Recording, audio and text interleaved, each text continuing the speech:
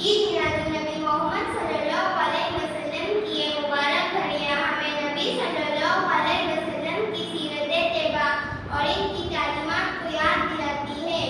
جناب صدر یقین مانیے، جب میں سیرت النبی صلی اللہ علیہ وسلم کا تذکرہ کرتی ہوں تو مجھے طائف کی وادی میں پتھر کھا کر بھی ہدایت کی دعا دینے والے نظر آتے ہیں۔ جب میں سیرت النبی صلی اللہ علیہ وسلم کے موضوع پر بات کرتی ہوں تو مجھے مکہ میں عام معافی کا اعلان کرنے والے خیل البش یاد آتے ہیں، اور جب میں اس موضوع پر بات کرتی ہوں تو مجھے آمینہ کے لال بھوکے پیاسے تک میں حق کی صدا دیتے نظر آتے ہیں۔ میں ان کی سیرت کی کیا بات کروں کہ منزل ملی مراد ملی مدح ملا، منزل ملی مراد ملی مدح ملا، مل جائے جو حضور صلی اللہ علیہ وسلم تو سمجھ خدا ملا۔ رسول اکرم صلی اللہ علیہ وسلم کو اللہ تعالیٰ نے تمام جہانوں کے لیے رحمت بنا کر بھیجا۔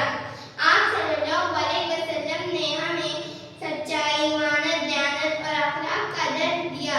آپ صلی اللہ علیہ وسلم نے ہمیں بتایا کہ ایک سچا مسلمان وہ ہے جس کی زبان اور ہاتھ سے دوسرے مسلمان محفوظ رہے۔